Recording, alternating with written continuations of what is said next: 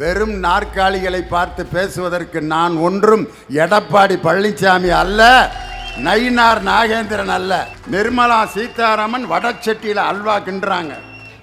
மாண்புமிகு ஒன்றிய பிரதமர் நரேந்திர மோடி வழக்கம் போல் அல்வாவை எடுத்து அவருடைய முதல் அடிமையான எடப்பாடிக்கு கொடுக்குறாரு. நம்ம ஐயா வாங்க,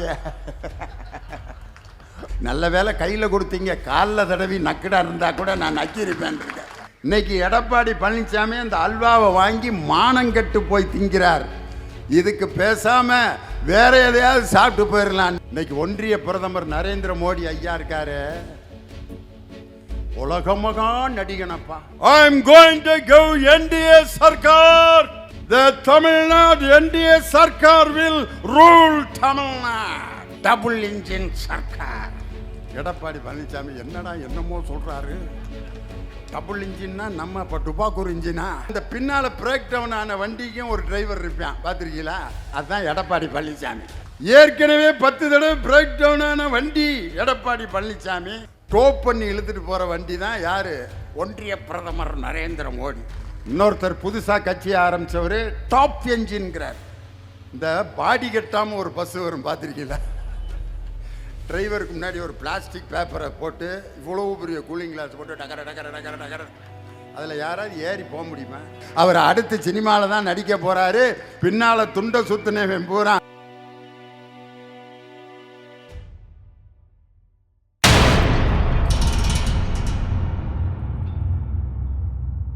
வரலாற்று சிறப்புமிக்க சேலம் கிழக்கு மாவட்ட திராவிட முன்னேற்ற கழகம் ஏற்காடு சட்டமன்ற தொகுதியில் தமிழ்நாட்டை தலைகுனிய விடமாட்டோம் என்ற மாண்புமிகு தளபதியார் அவர்களுடைய இயக்கத்தை முதலில் நான் எங்கே தொடங்கினேன் என்றால், பிப்ரவரி மாதம் 1ஆம் தேதி திராவிட முன்னேற்ற கழகம் தொடங்கிய ராபின்சன் பூங்கா இருக்கின்ற ராயபுரத்தில் தான் லியோனியினுடைய முதல் கூட்டம் தொடங்கியது. கவியரசு கண்ணதாசன் ஒரு பாட்டு, கிழக்கு வெளுத்ததடி கீழ்வானம் சிவந்ததடி, கதிரவன் வரவு கண்டு கமலமுகம் மலர்ந்ததடி. கிழக்கு வெளுத்ததடி கீழ்வானம் சிவந்ததடி, கதிரவன் வரவு கண்டு கமலமுகம் மலர்ந்ததடி என்று கிழக்கு வெளுத்தது என்று சொன்னால் அது வெற்றியின் தொடக்கம் என்று பொருள். இந்த வெற்றி சேலம் கிழக்கு மாவட்டத்தில் தொடங்குகிறது. சேலத்தின் வெற்றி கிழக்கு மாவட்டத்தில் தொடங்குகிறது. அந்த வெற்றியை உறுதி செய்யக்கூடிய மாவட்ட கழகத்தின் செயலாளர், மாநிலங்களவை உறுப்பினர் எஸ்ஆர்எஸ் அண்ணங்கிட்ட எவ்வளவு நேரம் பேசுறதுன்னு கேட்கல. ஒரு ஊரில் போய் கேட்டேன், பட்டிமன்றம் நடத்த போனான். அண்ணே நான் எவ்வளோ நேரம் நான் பேசுறதுன்னு கேட்டேன். நீங்கள் எவ்வளோ நேரம் வேணாலும் பேசுங்க லியோனி, நாங்கள் 10 நிமிஷத்துக்கு மேலே உட்காந்துருக்க மாட்டோன்னா. அதுக்கு ஏன்டா என்னை திண்டுக்கல்லேருந்து கூட்டி வந்தீங்க? என்ன ஒரு முழுது ஸ்பீக்கர் கட்டியிருக்கோங்க, எல்லாம் வீட்டில் படுத்துக்கிட்டே கேட்டுக்க இருப்பாங்க. நீங்கள் வெறும் நாற்காலியை பார்த்து பேசிட்டு போனேன்னா? வெறும் நாற்காலிகளை பார்த்து பேசுவதற்கு நான் ஒன்றும் எடப்பாடி பழனிசாமி அல்ல, நயினார் நாகேந்திரன் அல்ல. லட்சம் பேர் கூடியிருந்தாலும் மக்கள் ரசிக்க சிந்திக்க எப்படி பேச வேண்டும் என்று கற்றுக் கொடுத்த முத்தமிழறிஞர் டாக்டர் கலைஞரின் கரம் பிடித்து மேடைக்கு வந்தவன் திண்டுக்கல் லியோனி. இன்னைக்கு எல்லாருக்கும் அல்வா கொடுத்தாங்களே, மோடியோட அல்வா அது. உண்மையிலே அண்ணன் 2000 பேத்துக்கு கிண்டி கொடுத்துருக்காரு. அதுக்கு ஒரு படம் பாருங்க, எனக்கு அந்த படம் தான் ரொம்ப பிடிச்சிருந்துச்சு. இந்த படத்துக்காக அண்ணன் எஸ்ஆர் சிவலிங்கத்துக்கு நீங்கள் கைதட்டணும். உண்மையிலே நிர்மலா சீதாராமன் வடச்செட்டியில் அல்வா கிண்டுறாங்க. மாண்புமிகு ஒன்றிய பிரதமர் நரேந்திர மோடி வழக்கம் போல் அல்வாவை எடுத்து அவருடைய முதல் அடிமையான எடப்பாடிக்கு கொடுக்குறாரு. நம்ம ஐயா வாங்க, ரொம்ப நன்றி, நல்ல வேலை கையில் கொடுத்தீங்க, காலில் தடவி நக்கடா இருந்தால் கூட நான் நக்கியிருப்பேன் இருக்கேன். நல்ல வேலை கையில் கொடுத்தீங்க, என்னைய மரியாதை செஞ்சீங்க. காலில் காக்கில் அல்வா இருக்கு, அதை சாப்பிடு, அப்போ தான் கூட்டணி வைப்பேன் இருந்தால் கூட அண்ணன் அதையும் செஞ்சிருப்பார். ஏன்னா காலுங்கிறது அண்ணனுக்கு ஒரு புதிய விஷயம் கிடையாது. ஆனால் நம்மை வளர்த்து ஆளாக்கிய பேரறிஞர் அண்ணா சொன்னார், ஒன்றே குலம் ஒருவனே தேவன், கத்தியை தீட்டாதே புத்தியை தீட்டு, ஏழையின் சிரிப்பில் இறைவனை காண்போம் என்ற அற்புதமான தத்துவத்தை வடிவமைத்து கொடுத்தவர் பேரறிஞர் அண்ணா. இந்த அல்வா கொடுக்கறதுங்கிறது ஏமாத்துறதுங்கிறது எப்படி வந்துச்சுன்னு யாருக்காவது தெரியுமா? அல்வாக்கும் ஏமாத்துறதுக்கும் என்ன சம்பந்தம்? அல்வா கொடுத்தா ஏமாத்துறதுன்னு சொல்கிறாங்களே, அல்வாவை வச்சு எப்படிடா ஏமாத்துறது? ஏன் இந்த வார்த்தை வந்துச்சு? அதுக்கு ஒரு கதை இருக்கு. ஒருத்தன் புதுசாக கல்யாணம் ஆனவன் அவங்க வீட்டுக்காரம்மாவுக்கு மணப்பாறையிலேருந்து முறுக்கு வாங்கிட்டு வந்திருக்கேன். முறுக்குடி உனக்கு ரொம்ப பிடிக்கும்னு சொன்னேல, இந்தா அப்படின்னோன்னே அது ராத்திரி 10:30 மணிக்கு உட்காந்துக்கிட்டு டரப்பு டரப்பு டரப்புன்னு நறுக்கு நறுக்குன்னு முறுக்க தின்று. வெளியில் அவங்க அம்மா படுத்துருந்துருக்கு. அவங்க அம்மா பெற்று வளர்த்து படிக்க வச்ச ஆளாக்குன எனக்கு ஒரு நாள் ஒரு முறுக்கு வாங்கி கொடுத்துருப்பானா?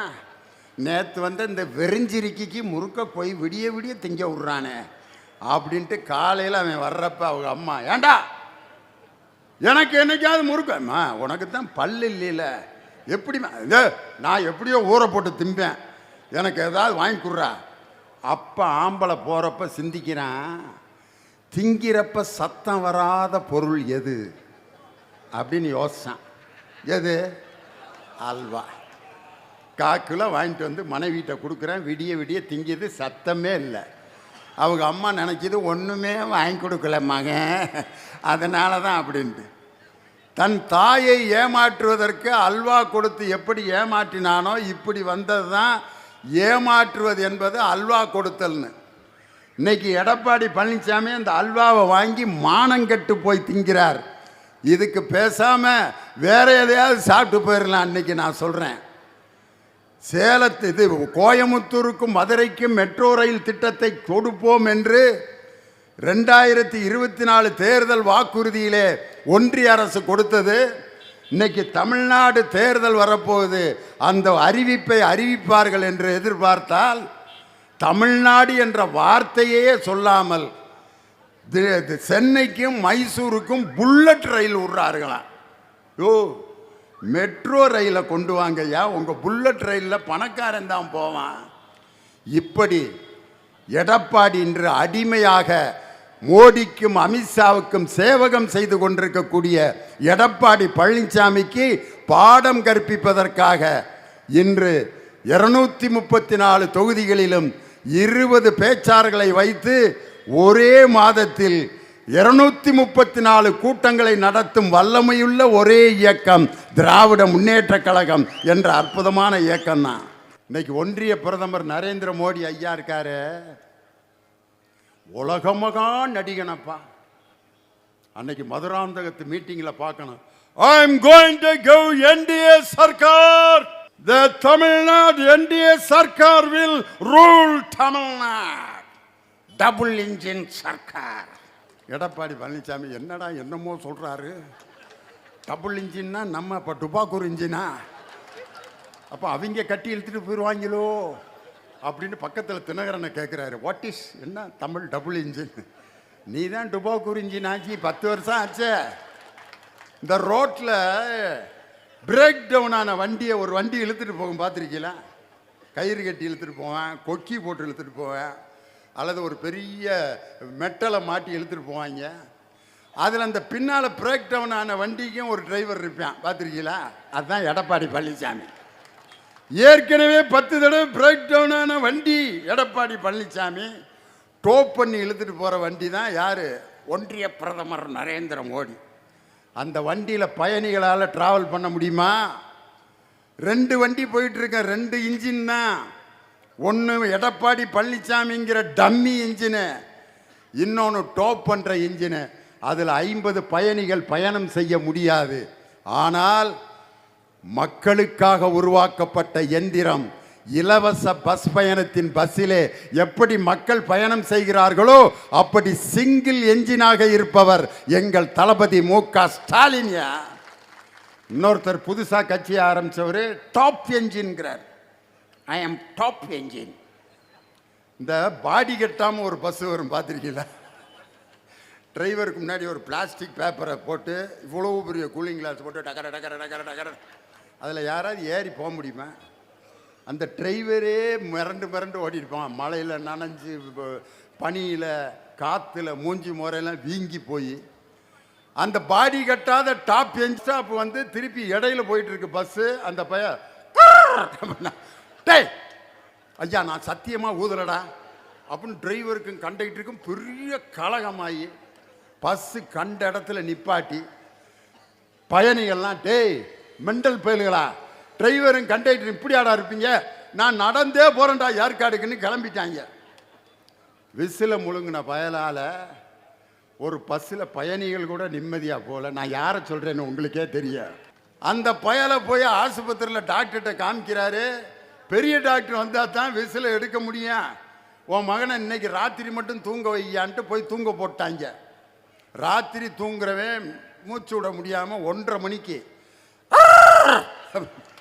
பக்கத்து வீட்டில் டிரைவர் படுத்திருந்திருக்கான். நல்லா தூங்கிட்டு இருந்திருக்கான். விசில் சத்தம் கேட்டால் டிரைவர் என்ன செய்வேன், கியரை பிடிச்சி டாப் செகண்டு தேர்டு பக்கத்தில் அவன் பொண்டாட்டி படுத்திருக்கா, குடுமையை பிடிச்சி கியரை போடுறேன். அவன் பாட்டுக்கு அவன் எந்திரிச்சு பைத்தியமாக பிடிச்சிருக்கு, எதுக்கியா என் குடுமையை பிடிச்சி லாத்துற, விசில் அடிச்சிச்சு வண்டியை ஓட்டுற மாதிரி கனவு வேண்டிட்டேன். எவண்டி விசில ஊதுனா பக்கத்தில் விசில முழுங்கின பயா. இந்த விசில முழுங்கின பயல்களெல்லாம் எங்கள் திராவிட முன்னேற்ற கழகத்தை தொட்டு கூட பார்க்க முடியாது. இன்னைக்கு நான் சொல்றேன், ஏதோ கூட்டங்களை பார்த்து விட்டு ஒரு 10 பேர் துண்ட சுத்துற ஒரு 1000 பேர் ஒரு கூட்டம் போட்டாங்க, 5000 ஆச்சு. காஞ்சிபுரத்தில் ஒரு கூட்டம் 3000, நேற்று ஒரு கூட்டம் போட்டாங்க 1000, இன்னும் 2 கூட்டத்தில் பார்த்தீங்கன்னா 500, அப்புறம் 100. கடைசியில் 2026 முட்டை. அவர் அடுத்து சினிமாவில் தான் நடிக்க போகிறாரு. பின்னால் துண்ட சுத்தினவன் பூரா திராவிட முன்னேற்ற கழகத்தில் அவர்களை கொண்டு வந்து சேர்க்கும் இளைஞரணி செயலாளர் எங்கள் உதயநிதி ஸ்டாலின். லைட்டு மரத்திலையும் டிரான்ஸ்ஃபார்மர்லையும் போஸ்டர்களையும் மரங்களிலும் நின்று கொண்டு அந்த நடிகனை பார்க்கக்கூடிய அவர்களை நான் கொச்சைப்படுத்தவில்லை. அவர்களை இந்த நாற்காலியில் அமர வைத்து திராவிட சிந்தனையையும் பகுத்தறிவையும் தன்மானத்தையும் புகட்டப் போகின்ற இயக்கம் நம் திராவிட முன்னேற்ற கழகம். அந்த சகோதரனை எங்கள் அரங்கிற்கு அழைத்து வருவதற்கு திராவிட முன்னேற்ற கழகம் தயாராகி கொண்டிருக்கிறது. எங்கள் தளபதி மு.க. ஸ்டாலினுடைய அற்புதமான ஒரு திட்டம், ஏழையின் சிரிப்பில் இறைவனை காண்போம் என்ற அண்ணாவினுடைய வாக்கை நிலைநாட்டி கொண்டிருக்கும் ஒரே தலைவர் நம் தளபதியார் ஒருவர் தான். காலில் விழுகிறதுக்கு பல காரணம் இருக்கு. யாராவது ஒருத்தர் காலில் விழுகணும்னா எதுக்காக விழுவான்? பெத்த தாய் தகப்பன் காலில் விழுவான், எனக்கு வித்த கற்றுக் கொடுத்த குருநாதர் காலில் விழுவான். ஆனால் காரணமே இல்லாமல் ஒரு காலை பிடிக்கக்கூடிய புதிய டெக்னிக்கை கண்டுபிடித்த ஒரே மனிதன் இந்த சேலம் மாவட்டத்தினுடைய எடப்பாடி பழனிசாமி தான். அவர் இன்னைக்கு ஒரு பச்சை கலர் பஸ் எடுத்துக்கிட்டு பிரச்சாரம், ஐயோ ஐயோ, இந்த ஊராக சந்தையில் லேகியம் விற்பாங்க பார்த்துருக்கீங்களா, அந்த வேலை தான் பார்க்குறாரு. அவன் பாட்டுக்கு அரிசி விற்கிறவன் அங்கிட்டு விற்றுக்கிட்டு இருப்பான், மிளகா விற்கிறவன் மிளகா விற்றுக்கிட்டு இருப்பான், மிளகு சீரகம் விற்கிறவன் இங்கிட்டு விற்றுக்கிட்டு இருப்பான். ஆனால் இந்த 6:30 மணிக்கு ஒரு பெட்ரோமாக்ஸ் லைட்டோட ஒருத்தன் வருவேன் பார்த்துருக்கீங்களா, ஒரு 15 பாட்டில் வச்சுக்கிட்டு. சேலத்தில் போய் நான் லேகியம் விற்கலாமா? உலகத்துக்கே சிட்டுக்குருவி லேகியம் கொடுத்ததே சேலம் தானையா. அதனால அண்ணன் லேகியம் விற்கிறாரு ஒவ்வொரு ஊர்லேயா போய். அவன் எப்படி விற்பான் பார்த்துருக்கீங்களா? நாகமலை, தோகமலை, நடுவருக்கு வீரமலை, சுத்தி படர்ந்த மலை, சூதாடு வையமலை, சித்திமலை, சிவன்மலை, கொல்லிமலை, கொடகுமலை, இந்த 10 மலையிலையும் தேடி கண்டுபிடிக்க முடியாத ஒரு விதை எடுத்து உருவாக்கப்பட்ட லேகியம். 100 பேர் சுற்றி வந்து நின்ட்டான். அண்ணே நம்ம வித்துட்டு இருக்காரு. அதெல்லாம் விதெல்லாம் சுதல பாதாள இந்த 4 லோகத்திலையும் கண்டுபிடிக்க முடியாத ஒரு பழத்தெடுத்து அந்த பழத்திலிருந்து சார் எடுத்து உருவாக்கப்பட்ட லேகியம். இந்த 2ஐயும் கலந்து உருவாக்கப்பட்ட லேகியம். சில பேர் காலையில் பாத்ரூமில் வாளியில் தண்ணி எடுத்துகிட்டு போய் சென்டர் பண்ணி உட்காருவான், முக்குவான், முனகுவான், திக்குவான், திணறுவான், டமால் டுமால்னு சவுண்டுகள் கேட்டுருக்கு, மேட்ரு கீழே இறங்க முடியாமல் சிரமப்பட்டுக்கிட்டு இருப்பான். நம்ம லேகியத்தை காலையில் ஒரு உருண்டையை கொடுத்து 15 நிமிஷத்துக்கு ஒரு தடவை ஒரு செம்பு சுடுதண்ணியை குடிச்சான்னா சென்ட்ரு பண்ணி உக்காடுறதுக்கு முன்னாடியே சும்மா நாட்டுக்கொட்டை செட்டியார் காசை கொட்டின மாதிரி சும்மா பிறைத்து பிறைத்து பிறைத்து பிறைத்து பிறைத்து கிளக்க கிளக்க கிளக்க கிளக்க கிளக்க அவன் சொல்கிறப்பே நமக்கு வர்ற மாதிரியே இருக்கும். சாயத்தை கலந்து 15 பாட்டில் எப்படி லேகியம் விற்கிறவன் விற்கிறானோ அதே மாதிரி தான் எடப்பாடி பழனிசாமி தேஞ்ச ரெக்கார்டு மாதிரி சொன்னதையே திருப்பி திருப்பி சொல்லிக்கிட்டே இருக்கார். பழைய ரெக்கார்டு பிளேயரில் பாட்டு கேட்குறப்ப பார்த்துருக்கீங்களா? பொண்ணு மாப்பிள்ளைய கூட்டு வந்து நிப்பாட்டுறாங்க. மணமகளே மருமகளே வா வா உன் வலது வலது வலது வலது அங்கனே நின்றுக்கிருச்சு. அந்த பிள்ளை வலது காலை எடுத்துகிட்டு திருப்பி இறக்கி வச்சிருச்சு. என்னடா கூப்பிட்றாங்களா வேணாமான்னு தெரில. ஒழுங்கா போடுற பாட்டை. உன் வலது காலை எடுத்து எடுத்து எடுத்து அந்த பிள்ளை நான் வீட்டுக்கு போயிட்டு இன்னும் ஒரு 5 நாள் கழிச்சு அது வாரேன். பாட்டு போடுற முகர கட்டையில் பாருங்க. தேஞ்ச ரெக்கார்டு மாதிரி சொன்னதையே திருப்பி திருப்பி சொல்லி கொண்டிருக்கிறார். என்ன சொல்றாரு? நாங்கள் அம்மா மினி கிளினிக்கு ஆரம்பித்தோம். அதை திமுக அரசு கைவிட்டு விட்டது. குடிமராமத்து பணிகளை செய்தோம். அப்புறம் அந்த என்ன தலைவாசலில் கால்நடை பல்கலைக்கழகத்தை அமைத்தோம். இதையே தான் திருப்பி திருப்பி சொல்கிறார். இன்னைக்கு நான் என் தலைவர் செஞ்ச சாதனைகளை வரிசையாக பட்டியல் போடுறேன். அந்த பட்டியல் மாதிரி எடப்பாடி பழனிசாமியினுடைய ஆட்சியில் அவர் செய்ததாக சொன்னால் இப்பொழுதே மேடையில் பேசுகின்ற அந்த பேச்சை லியோனி நிறுத்தி விடுகிறேன், சவால் விடுறேன். எடப்பாடி பழனிசாமி 1,30,00,000 பேருக்கு மகளிர் உரிமை தொகை, 800 கோடி பயணங்கள் செய்த விடியல் பயணத்தை பெண்களுக்கு இலவச பயணம் கொடுத்தார். புதுமை பெண் என்ற திட்டத்தின் மூலம் 5 லட்சம் பெண்கள் இன்று அரசு கல்லூரிகளிலே சேர்ந்து பயன்பெற்று கொண்டிருக்கிறார்கள். மக்களை தேடி மருத்துவம், இல்லம் தேடி கல்வி, இன்னுயிர் காக்கும் 48. சாதாரண கிராமத்தில் இருக்கிற பெண்கள் 100 நாள் வேலை திட்டத்தில் வேலை பார்ப்பாங்க. திடீர்னு பார்த்தா மயக்கம் போட்டு விழுங்க ஒரு அம்மா. ஐயோ லட்சுமி மயக்கம் போட்டு விழுந்துட்டியா லட்சுமி, எந்திரி லட்சுமி அப்படின்ட்டு அந்த அம்மாவை கூட்டு போய் ஆஸ்பத்திரியில் ப்ரெஷர். அந்த அம்மா அப்படியே பார்த்துட்டு, ப்ரெஷர் உனக்கு 400 இருக்குங்கிறாரு டாக்டர். இருந்துட்டு போகுது சாமி, இன்னும் ஒரு 100 வேணாம் சேர்த்து காப்புன்னு. இன்னும் ஒரு 50 சேர்த்தாலே செத்துருவே நீ. ப்ரெஷர்னா என்னன்னு தெரியல அந்த அம்மாவுக்கு. சக்கரை உனக்கு 300 இருக்கு. இல்லையே எங்கள் வீட்டில் காக்கையில் தானே இருக்கு, 300 இருக்குன்னு சொல்கிறேன். இந்தம்மா உன் உடம்புல இருக்க சர்க்கரையை சொல்லிக்கிட்டு இருக்கேன், உன் வீட்டில் காப்பிக்கு போடுற ஜீனியவா சொல்லிக்கிட்டு இருக்கேன். சுகர்னா என்னான்னு தெரியல, ப்ரெஷர்னா என்னான்னு தெரியல. சாதாரண கிராமத்தில் இருக்கும் பெண்களை தேடி போய் மக்களை தேடி மருத்துவம் என்ற ஒரு திட்டத்தை உருவாக்கி 3 கோடி பெண்களும் தாய்மார்களும் அந்த திட்டத்தால் பயன்பெற்று இன்று தங்களுடைய நோய்களிலிருந்து விடுவிட்டிருக்கிறார்கள் என்றால் இப்படிப்பட்ட ஒரு திட்டத்தை தந்த ஒரே தலைவர் நம் தளபதி மு.க. ஸ்டாலின் என்ற தலைவர் தான். ஒரே ஒரு பிள்ளைய ஒரு அப்பா கட்டி கொடுத்தாரு. அது இன்னைக்கு பொம்பளை பிள்ளை பிறக்கிறதுனா, முன்னெல்லாம் ஆம்பளை பிள்ளை பெற்றா அப்படி சந்தோஷப்படுறான். இப்பயும் தான் ஆம்பளை பிள்ளை பிறந்துட்டா ஆம்பளை பிள்ளைடா பையனை பெற்றுட்டேன். அந்த பையனை பெற்ற அம்மாவை சிங்க குட்டியை பெற்றிருக்கா, சிங்க குட்டிய. பொம்பளை பிள்ளை பிறந்தா அந்த பெத்த அப்பன் என்ன பிள்ளடா, பொம்பளை பிள்ளை. ஏன் பொம்பளை பிள்ளைப்பா, ஏண்டா பொம்பளை பிள்ளை. ஆஸ்பத்திரியில் அந்த இப்போ டெலிவரி பார்த்த டாக்டரை திட்டுறான். உன்னையாலதான் எனக்கு பொம்பளை பிள்ளை பிறந்துச்சு. டாக்டர் சொல்கிறாரு, ஏன்டா நீ பெற்றுப்புட்டு என்னையால தான் பிறந்துச்சுங்கிற, உன் குடும்பத்தை சந்தேகப்படுவாங்கடா. அப்போ என்ன சொல்கிறேன், இந்த ஆஸ்பத்திரியில் சேர்த்தாலே பொம்பளை பிள்ளை தான் பிறக்கும்னு சொன்னாங்க, தெரியாமல் கொண்டு வந்து சேர்த்துட்டேன்றான். பொம்பளை பிள்ளை பிறந்ததுக்கு ஆஸ்பத்திரி காரணமா டாக்டர் காரணமா? உன் உடம்பில் இருக்க சயின்ஸ். ஒரு காலத்தில் பெண் குழந்தை பிறந்தால் வேதனைப்பட்ட சமுதாயம் இன்று ஒரு பெண் குழந்தை பிறந்தால் என் வீட்டில் மகாலட்சுமி பிறந்திருக்கு அப்படின்னு சொல்லி பெருமைப்படுற அளவுக்கு பெண்களுக்கான திட்டம், அத்தனை திட்டம். ஏன் இன்னைக்கு சகோதரிகள் உட்கார்ந்துருக்கீங்க, ஆண்களும் உட்கார்ந்துருக்காங்க.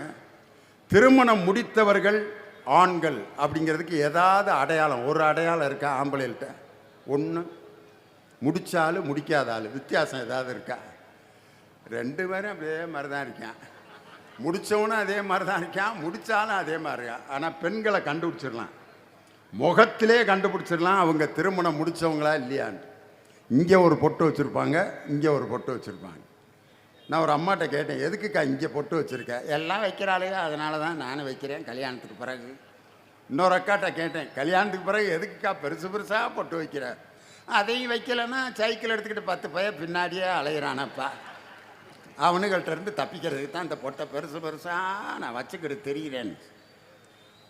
பொட்டு அதுக்கு வைக்கல, வலது பக்க வகுடு பிறந்த வீடு, இடது பக்க வகுடு புகுந்த வீடு, 2 வீட்டுக்கும் மங்களத்தை தருபவள் பெண் என்று நமது தமிழ் பண்பாட்டில் அந்த கோட்டுக்கு நடுவில் பொட்டு வச்சாங்க. அதையும் அவங்க தான் பாதுகாத்துக்கிட்டு இருக்காங்க. தாலி அதுக கழுத்தில் கட்ட போய் தான் நிம்மதியாக நம்ம இருக்கிறோம். ஆம்பளையில் கட்டுற மாதிரி ஒரு சிஸ்டம் வச்சுருந்தா ஒருத்தன் கழுத்தில் 1 கிராம் இருந்திருக்குன்னு நினைக்கிறீங்க? 1/2 கிராம் இருந்தால் கூட மாப்பிள்ளை ஒரு கட்டிங்க்கு சரியாக இருக்குமா? இல்லைடா 1 கிராம் தான்டா. 1 கிராம் இருந்தால் ஒரு ஆஃப் வாங்கலாம் மாப்பிள்ளை. தங்க விலை இப்போ கூடிருச்சுல அப்படின்னு எல்லாத்தையும் விற்றுப்புட்டு வெறும் மஞ்சள் கயிறு மட்டும் இருக்கும். போதையில் அதையும் பிச்சு தூக்கி போட்டு கழுதை இதை வேற மாட்டுக்கிட்டு தெரியணுமா அப்படின்னா. குழந்தை பெற்றிருக்கக்கூடிய பொறுப்பு கூட அவங்க கையில் தான் கொடுத்துருக்காங்க. ஆம்பளையை மட்டும் மாசமாயி புள்ள பெக்கிறதுன்ற ஒரு சிஸ்டம் இருந்திருந்தா ஒருத்தனாவது 6 மாதம் வகுத்தில் வச்சுருந்துருப்பான்னு நினைக்கிறீங்க? இதை இன்னும் 6 மாதம் தூக்கிட்டு தெரியணுமா?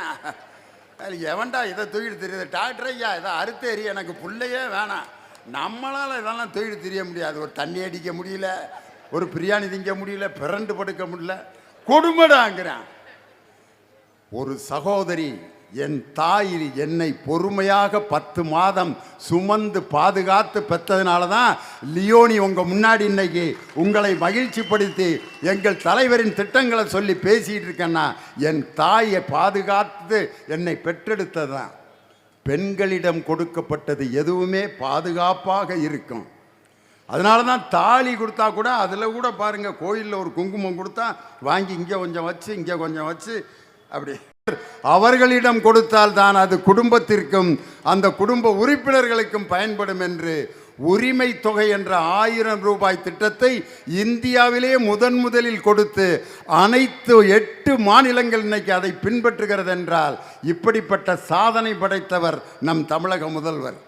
அது மட்டும் இல்லை, ஒரு நாள் ஒரு ஸ்கூலுக்கு போகிறாரு. அங்கே ஸ்கூல் அசம்பிளி நடக்குது. அதில் திடீர்னு தமிழ்த்தாய் வாழ்த்து முடிஞ்சோன்னா ஒரு பையன் மயக்கம் போட்டு விழுகுறான். என்ன நடந்ததுன்னு கேட்குறாரு தலைவர். ஒரு பையன் மயக்கம் போட்டு விழுந்திருக்கான்னொன்னே அவனை வர சொல்கிறார். ஏன்டா மயக்கம் வந்துச்சுன்னொன்னே காலையில் சாப்பிடாம வந்துட்டேன் தலைவரேன்னு. உடனடியாக அன்று இரவு முழுவதும் தூங்கவில்லை என் தலைவர். சிந்தித்தார், ஏன் காலை உணவை பள்ளியில் வழங்க முடியாதா என்று நிதித்துறை செயலாளர்களை அழைத்து முடிவு செய்து உடனடியாக காலையில் பள்ளியில் உணவு வழங்கும் திட்டத்தை அறிமுகப்படுத்திய இந்தியாவின் முதலமைச்சர் நம்ம தலைவர் தான். அதில் சோறுங்கிறது எவ்வளவு முக்கியம் தெரியுமா? எங்கள் அம்மா சொல்லுவாங்க, டேய் கல்யாண வீட்டிலலாம் சோறு சாப்பிட்டா நீ ஒரு வாய் சோறை மீதி வச்சுட்டு இலையை மூடி வெளியில் போடுறா அப்படிம்பாங்க. எதுக்குமா? சொல்கிறத செய்டா, பெத்த தாய் சொன்னால் கேள்றா அப்படிம்பாங்க. நானும் எங்கள் அம்மா எதுக்கு சொன்னாங்கன்னு தெரியாமல் ஒரு வாய் சோறை வச்சுட்டு தான் வெளியில் போடுவேன். பெரியவனானோன்னே எங்கள் அம்மாட்ட கேட்டேன், எதுக்குமா சொன்னீங்கன்ட்டு. டேய் நீ ஒரு வாய் சோறை வச்சுட்டு இலையை போடுவ, அதை யார் சாப்பிடுவான்? நாய் தான் சாப்பிட வரும். அந்த நாய் நீ ஒன்றுமே வைக்காமல் வெறும் இலையை போட்டிருந்தேன்னு வச்சுக்க, அல்லது கொஞ்சோண்டு சோறு வச்சுருந்தீன்னா அந்த நாய் ஓப்பன் பண்ணிவிட்டு அந்த சோறை சாப்பிட்டுக்கிட்டு, மகராசன் யாரோ ஒருத்தன் நமக்காக சோறு வச்சுட்டு போயிருக்கான்னு உன்னை நன்றியோடு நினச்சி பார்க்கும்டா. நீ இலையை வலித்து தூக்கி போட்டிருந்தீன்னா நாய் ஓப்பன் பண்ணிவிட்டு என்ன நினைக்கேன், நமக்கு முன்னாடியே ஒரு நாய் இதை நக்கிட்டு போயிடுச்சு போல இருக்குன்ட்டு நாய்கிட்டே நாயின்னு நீ திட்டு வாங்குவடா. ஒரு நாய்க்கு ஒரு சோறு, ஒரு கவலை சோறு போடுறதே புண்ணியம் என்று சொன்னால் 20 லட்சம் குழந்தைகளுக்கு இன்று தினமும் காலை உணவு அளிக்கக்கூடிய தாயுமானவராக நம் தமிழக முதல்வர் எப்படி செயல்பட்டு கொண்டிருக்கிறார். இப்படிப்பட்ட ஒரு தமிழக முதல்வருடைய அந்த திட்டம், பெண்களுக்கு கல்வி தான் மிகப்பெரிய ஆயுதம். வெல்லும் தமிழ் பெண்கள்னு ஒரு விழா நடக்குது நேரு உள் விளையாட்டு அரங்கத்தில். அப்ப தலைவர் உள்ள வர்றாரு. தலைவரை பாதுகாத்து அழைத்து கொண்டு வந்தவர்கள் எல்லாம் 30 பெண் காவலாளிகள் கருப்பு ட்ரெஸ் போட்டு கையில துப்பாக்கியோட தலைவருக்கு பாதுகாப்பு கொடுத்த அனைவருமே பெண்கள் என்றால் ஒரு பெண்களை எப்படி பயன்படுத்துறதுன்னு மேடையில் அந்த பெண்கள் பூரா செஞ்சு காட்டுறாங்க. AK-47, AK-650 அப்படின்னு எடுத்து சுட்டுக்கிட்டு இருக்காங்க. திடீர்னு திஸ் இஸ் 320 அப்படின்னாங்க. ஒரே நேரத்தில் 500 பேரை காலி பண்ணிடுமா. அந்த துப்பாக்கியை ஒரு பெண் கமாண்டோ எடுத்து நேராக அப்படியே நான் நேராக உட்காந்துருக்கேன். இப்படி எடுத்து அப்படின்னு நான் கிடுக்கிட்டு ஆடி ஒரு பெண்ணால் துப்பாக்கியை வைத்து நாட்டையே பாதுகாக்க முடிகின்ற அளவிற்கு ஒரு பெண்ணுக்கு கல்வி கொடுத்த ஒரே புரட்சிகரமான முதலமைச்சரியா? பொம்பளை பிள்ளைன்னா குனிஞ்சதலை நிமிராமல் நடந்து வரணும். இந்த வாழப்பாடி ரோட்டில் யாராவது ஒரு பெண் குனிஞ்சதலை நிமிராமல் நடு ரோட்டில் நடந்து வந்தால் லாரியில் அடிபட்டு தான் ஜாகணும். இன்னைக்கு ஒரு கலெக்டராக இருக்கிற பெண் வந்து குனிஞ்சதலை நிமிராமல் இப்படியே வந்து தாசில்தார் ஆமாங்க இல்லைங்க அப்படின்ட்டு இருந்தால் அந்த அம்மா கலெக்டராக இருக்க முடியுமா? அன்னைக்கு என் தலைவர் முன்னாடி சத்யா IPS அப்படிங்கிற ஒரு பெண் பீடி சுத்தும் தொழிலாளியுடைய மகளான என்னை நான் முதல்வன் திட்டத்தின் மூலம் IPS அதிகாரி ஆக்கி இன்னைக்கு ASP-யா இருக்கேன். ஐ ஆம் சத்யா IPS அப்படின்னு ஒரு சல்யூட் அடிச்சு பாருங்க. இந்த சாதனையை வேற எந்த முதல்வராவது இந்தியாவில் செய்திருக்க வாய்ப்பு இருக்கிறதா? இன்னைக்கு திராவிட முன்னேற்ற கழகத்தை தோற்றுவித்த, தமிழகத்திற்கு தமிழ்நாடு என்று பெயர் வைத்த பேரறிஞர் அண்ணாவினுடைய நினைவு நாள் அன்னைக்கு கிழக்கு மாவட்டத்தில் பேசுகிறேன் பாருங்க. இது எவ்வளவு பெரிய வரலாறு பாருங்க. அண்ணா என்ன சாதாரணமான மனிதரா? இன்னைக்கு அதே அண்ணாவினுடைய அந்த நினைவிடத்தில் முன்னாள் முதலமைச்சர் அண்ணன் எடப்பாடி பழனிசாமி போய் அஞ்சலி செலுத்துறாரு. எதிர்த்தாப்புல என்ன கொடி இருந்துச்சு தெரியுமா? அண்ணாவினுடைய சமாதியில் திராவிட முன்னேற்ற கழகமும் உதயசூரியன் சின்னமும் பொதிக்கப்பட்டிருந்தது. அதை தொட்டு கும்பிட்டவர் வேற யாரும் இல்லை, எடப்பாடி பழனிசாமி தான். எங்க இருந்தாலும் உதயசூரியனையும் கருப்பு சிவப்பையும் நீ கும்பிட்டு தான் ஆகணும்னு சொல்லி அண்ணாவின் நினைவிடத்தில் இன்று எடப்பாடி பழனிசாமி திமுகவின் கொடியையும் உதயசூரியன் சின்னத்தையும் வணங்கிவிட்டு தான் இன்னைக்கு வெளியே வந்திருக்காரு. இப்போ சொன்ன பிறகுதான் யோசிப்பார், ஆமாடா தெரியாமல் போயிட்டோம் போல இருக்க, லியோனி சொன்ன பிறகுதான் அதை கும்பிட்டு வந்துட்டோமோ அப்படின்னு. அவ்வளவு அறிவு இருந்தால் ஏன் இப்படி போச்சு? 10 தடவை தோத்துருக்காரு. இன்னைக்கு அண்ணாவினுடைய நினைவு நாள். அண்ணாவினுடைய மேடை பேச்சு எப்படி இருக்குன்னு தெரியுங்களா? அண்ணா பேசிக்கிட்டே பொடி போடுவார், எப்போ போடுவார்னு கண்டே பிடிக்க முடியாது. இப்போ நான் அண்ணா பேசுகிறப்போ பொடி போட்டுக்கிட்டே பேசுகிறேன், எப்போ போட்டார்னு கண்டுபிடிங்க. வாழப்பாடி மக்களுக்கு ஒரு பரீட்சை.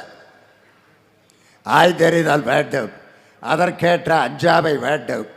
இன்றேல் சிந்தனையை சிறைப்படுத்தி விட்டு கொடுமையை கோலோச்ச செய்வதற்கு உடந்தையாகி விடுவோம். பட்ட பெற்றிடுகின்றீர், பாராட்டுக்குரியீர். பட்டம் எதற்கு? காட்டி கழித்திடவா, அன்றி பணி செய்திட கிடைத்திட்ட ஆணையென கொண்டிடவா? புள்ளி கலாமையில் தோகை விரித்து ஆடுவது எதற்காக? பிறர் காண்பதற்காக, பிறர் மகிழ்வதற்காக. பாக்கெட்டிலிருந்து பொடிமட்டையை எடுத்து அந்த நாரை பிரித்து உள்ளேருந்து ஒரு சிட்டிகை பொடி எடுத்து இப்படி போட்டால் மக்கள் கண்டுபிடிச்சிருவாங்கன்ட்டு இந்த விரல் இடுக்கில் அந்த பொடியை வைத்து யாருக்கும் தெரியாமல் அந்த பொடியை போட்டு தொண்டர்கள் கண்டுபிடிச்சிருவாங்க. அண்ணா பொடி போட்டார், இன்னும் 1 மணி நேரம் பேசுவார்ரா, கேட்கலாம்டான்னு சொல்லி பொடி போடும் இடைவெளியில் கூட தமிழன் தமிழ் கேட்க மறக்கக்கூடாது என்று மேடைதோறும் தமிழ் முழக்கம் செய்த பேரறிஞர் அண்ணாவினுடைய நினைவு நாள் இன்னைக்கு. பள்ளிக்கட்டு சபரிமலைக்கு கல்லும் முள்ளும் காலுக்கு மெத்தை சுவாமியே ஐயப்போ ஐயப்போ சுவாமியே. எல்லாம் யோசிப்பாங்க, என்ன திமுக மேடையா, என்னடா ஐயப்பன் பாட்டை லியோனி பாடுறாரேன்னு. கார்த்திகை மாதம் மாலை அணிந்து நேர்த்தியாகவே விரதம் இருந்து பார்த்த சாரதியின் மைந்தனே உன்னை பார்க்க வேண்டியே தவம் இருந்து இருமுடி எடுத்து எருமேலி தன்னில் ஒரு மனதாகி பேட்டை துள்ளி. அடுத்த வரி தான் ரொம்ப முக்கியம். அருமை நண்பராம் வாபரை தொழுது ஐயனின் அருள்மலை ஏறிடுவார்.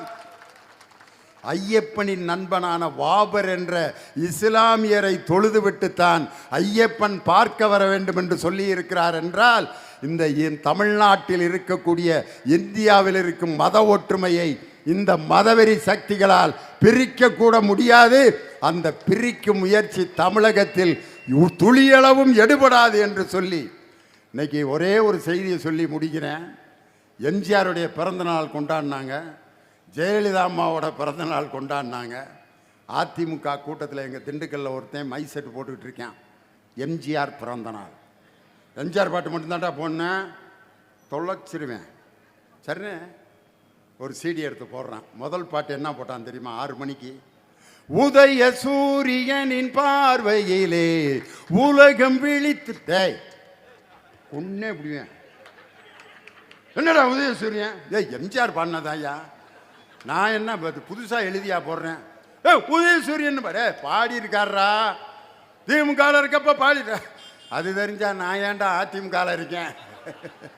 இந்த கேடுகட்ட கட்சியில் இருக்கிறதுனால எனக்கு எம்ஜிஆர் என்ன பாடினார் கூட தெரிலடா.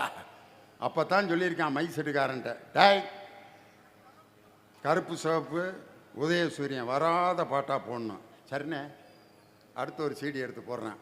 கருப்பென்றும் சிவப்பென்றும் வேற்றுமை. டாய் இப்போ தானே சொன்னேன்.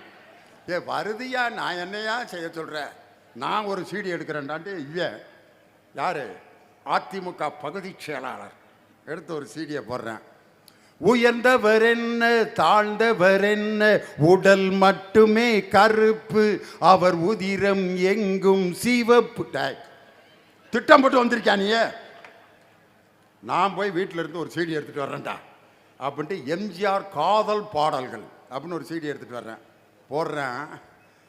கூந்தல் கருப்பு ஆஹா, குங்குமம் சிவப்பு ஓஹோ, நடுவில் வெள்ள ஆகா. பாடல அவருக்கே தெரியும் கருப்பும் சிவப்பும் தான் நிரந்தரம், உதய சூரியன் உதிப்பதை எந்த சக்தியாலும் தடுக்க முடியாது. அதுக்கப்புறம் ஒரு பாட்டு போட்டான் பாருங்க. நான் செத்து பொழைச்சவன்டா, யமனை பார்த்து சிரித்தவன்டா, ஓடும் ரயிலை இடைமறித்து அதன் பாதையில் தனது தலை வைத்து, உயிரையும் துரும்பாய் தான் மதித்து தமிழ் பெயரை காத்த கூட்டம் இது. பரம்பரை ரத்தம் உடம்பிலடா, அது முறுக்கேறி கிடப்பது நரம்பிலடா. ஓடும் ரயிலை இடைமறித்து அதன் பாதையில் தனது தலை வைத்துனா, கலைஞரை பற்றி எம்ஜிஆர் பாடியிருக்கார். பாடிட்டார்யா, பாடிட்டாரு. யாரும் அதை மாற்ற முடியாது என்று நான் சொல்லுகிறேன். உங்கள் கட்சியை எம்ஜிஆர் அவர்கள் தொடங்கி இருந்தாலும் அவர் திராவிட முன்னேற்ற கழகத்திலிருந்து பெற்ற அனுபவங்களைத்தான் உங்களுக்கு தந்தார். அஇஅதிமுக அப்படிங்கிற அந்த வார்த்தையில் திமுகவை எடுத்துருங்க, மீதி என்ன இருக்கும்? அஇஅ. இது 3 எழுத்துக்கு என்ன அர்த்தம் தெரியுமா? அகில இந்திய அடிமைகள். முடிஞ்சா? திமுகவை எடுத்துட்டா நீங்கள் எல்லாம் அகில இந்தியாவின் அடிமைகள்.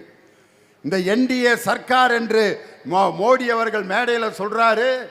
அதை கேட்டுக்கொண்டு எந்த விதமான சொரணையும் இல்லாமல் எடப்பாடி பழனிசாமி இங்க வந்து பேசுறாரு. அதிமுகவின் தலைமையில் நாங்க அவரு சொல்லிட்டு போயிட்டாரியா என்டிஏ டபுள் இன்ஜின் சர்க்கார்னு.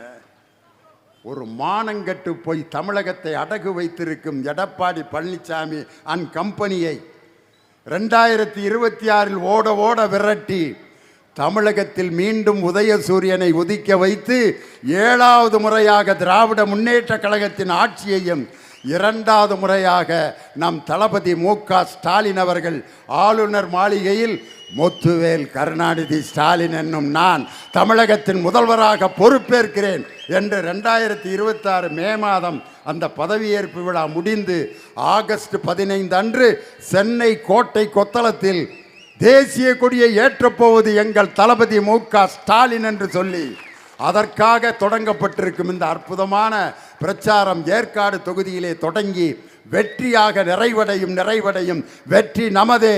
200ஐயும் 234ஐயும் வெல்வோம் வெல்வோம் வெல்வோம் என்று சொல்லி உங்களிடமிருந்து விடைபெறுகிறேன். நன்றி, வணக்கம். 3 நாளைக்கு முன்னாடி எனக்கு ஒரு பாராட்டு விழா நடந்ததுன்னு அண்ணன் சொன்னார். என்ன பாராட்டு விழான்னு உங்களுக்கெல்லாம் ரொம்ப ஆசையாக இருக்கு என்னன்னு தெரிஞ்சுக்கிறதுக்கு. பட்டிமன்றம் நான் பேச வந்து 50 ஆண்டுகள் நிறைவு செய்த அந்த விழா, பொன் விழா. 1976ஆம் ஆண்டு முதல் பட்டிமன்றத்தில் நான் பேச தொடங்கி 50 ஆண்டுகள் 2026 ஜனவரி 31ஆம் தேதியோடு நிறைவு பெறுகிறது. அந்த விழாவுக்கு மாண்புமிகு துணை முதலமைச்சர் வருகை தந்திருந்தார். நம் தமிழக முதலமைச்சர் சிவகங்கையிலிருந்து என்னை வீடியோ கால் மூலம் எனக்கு மிகப்பெரிய வாழ்த்து செய்தியை அனுப்பியிருந்தார். அப்போ அந்த மேடைக்கு துணை முதல்வர் வந்தவுடனே அந்த நிகழ்ச்சி அமைப்பாளர் என்கிட்ட கேட்டாங்க, நீங்கள் வாழ்க்கையில் யார்கிட்டையெல்லாம் முத்தம் வாங்கியிருக்கீங்கன்னு கேட்டாங்க. நான் எங்கள் அம்மாட்ட வாங்கியிருக்கேன், அது எல்லாரும் தான் வாங்கியிருப்பேன். வேறு அடுத்து அப்படின்னாங்க. அம்மாவுக்கு அடுத்து எதுக்கு சிரிக்கிறீங்க? இப்போ இந்த முத்தமும் கல்யாணம் முடிச்ச எல்லாரும் வாங்கியிருப்பீங்க. என் மனைவியின் முத்தம். 3வது முத்தம் என்னுடைய குழந்தை, நான் பெற்ற குழந்தைகள் தந்த முத்தம். இப்பொழுது 4வது முத்தம் என் பேர பிள்ளைகள் எனக்கு கொடுக்குற முத்தம். அதெல்லாம் இருக்கட்டும், உங்கள் குடும்பத்து முத்தம். இது இல்லாமல் வேறு யார்கிட்ட நீங்கள் முத்தம் வாங்கினீங்கன்னு அந்த நிகழ்ச்சி அமைப்பாளர் அர்ச்சனா கேட்டாங்க. அதுக்கு நான் சொன்னேன், நான் வாங்கிய முத்தங்கள் என் குடும்பத்தில் கொடுக்கப்பட்ட முத்தம்லாம் அன்பு முத்தம். ஆனால் ஒரு அறிவு முத்தம், ஆசை முத்தம் எனக்கு கிடைத்தது முத்தமிழறிஞர் டாக்டர் கலைஞர் அவர்கள் பவள விழாவில் என் பட்டிமன்றத்தை பார்த்து கொடுத்த முதல் முத்தம். 2வது முத்தம் கலைமாமணி விருது வாங்கும் பொழுது எல்லாருக்கும் விருது கொடுத்துட்டு அனுப்பிச்சிட்டாரு. எனக்கு விருது கொடுத்துட்டு இங்கே வாடா அப்படின்னாரு. என்ன தலைவர் என்ன படக்குன்னு ஒரு முத்தம் கொடுத்தார். கூட்டமே கைதட்டு. 2வது முத்தம். 3வது முத்தம் தலைமை கழகத்தின் சார்பாக பாவேந்தர் பாரதிதாசன் விருது கலைஞர் அரங்கத்தில் நடந்தது. அப்போ விருதை கொடுத்துட்டு, தலைவரே ரொம்ப நன்றி, உங்கள் கையில் விருது வாங்கிறதுக்கு நான் கொடுத்து வச்சுருக்கேன், வாட அப்படின்னாரு. திரும்ப என்ன தலைவரே, திரும்ப இந்த 3வது முத்தம். தலைவரிடம் வாங்கி அந்த 3 முத்தத்தை இப்போ நீங்கள் யாருக்காவது திருப்பி கொடுக்கணும்னா யாருக்கு கொடுப்பீங்கன்னு கேட்டாங்க அவங்க. நான் உடனே சொன்னேன், கலைஞர்கிட்ட வாங்கின முத்தத்தை எங்கள் தலைவருக்கு கொடுக்க முடியாது, அவர் முதலமைச்சர், அவருடைய பேரனான வருங்கால திராவிடத்தை காப்பாற்றும் உதயநிதி ஸ்டாலினுக்கு அந்த 3 முத்தத்தை கொடுக்க போகிறேன்னு சொன்னேன். 3 முத்தத்தை எதுக்காக கொடுக்க போகிறீங்கன்னு கேட்டாங்க.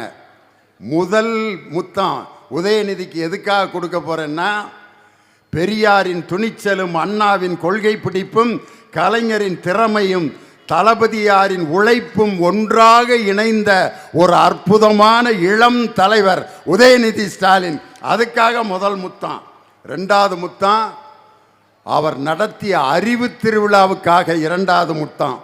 3வது விளையாட்டுத்துறையை உலக புகழ்பெற்ற துறையாக மாற்றியதற்கு 3வது முத்தம் சொல்லி 3 முத்தத்தையும் மேடையிலேயே நம்ம துணை முதலமைச்சருக்கு நான் முதல்ல 1 கொடுத்துட்டு நின்றுட்டேன். அவர் இன்னும் ஒன்று இருக்குல்ல கொடுங்க அப்படின்னு 3 முத்தத்தையும் என்கிட்ட கேட்டு வாங்கிட்டு, உங்கள்கிட்ட 3 முத்தத்தை வாங்கிட்டு நான் சும்மா இருக்கலாமா அப்படின்னு என்னை கட்டிப்பிடித்து முத்தம் கொடுத்து, தளபதியை வெற்றி முதல்வராக ஆக்குவதற்கு உங்கள் பயணத்தை தொடங்குங்கள் அப்படின்னு சொல்லி துணை முதலமைச்சர்கிட்ட முத்தம் வாங்கிட்டு தான் அடுத்த நாள் பிரச்சாரத்தை தொடங்கியிருக்கேன். தமிழக மக்கள் ரொம்ப தெளிவாதான் இருப்பாங்களே தவிர்த்து இது அயோத்தி மாதிரி ஆக்கலாமே, இதுல என்ன தவறுன்னு கேக்குறாருன்னா, அப்ப அவர் எந்த அளவு இவருக்கு அறிவு இருக்கு நயினார் நாகேந்திரன் அவர்களுக்குன்னு இதுலயே மக்கள் தெளிவா புரிஞ்சிருப்பாங்க. அப்ப நீங்க என்ன சொல்ல வரீங்க? நேரடியா நாங்க அப்படிதான் பண்ணுவோம், நாங்க பிஜேபியை உள்ள நுழைக்கிறதுக்கு RSS மூலமா எல்லா காரியங்களையும் நாங்க இதெல்லாம் ஒரு சின்ன சின்ன சின்ன விஷயங்கள் அப்படியே குட்டி குட்டியா அரிச்சு அப்படியே பெரிய பூதாகரமா ஆக்கி அதுல ஒரு சந்தோஷப்படுறதுதான் பிஜேபியோட நோக்கம். என்னன்னா தமிழக மக்களுடைய நிம்மதியை கெடுக்கும்.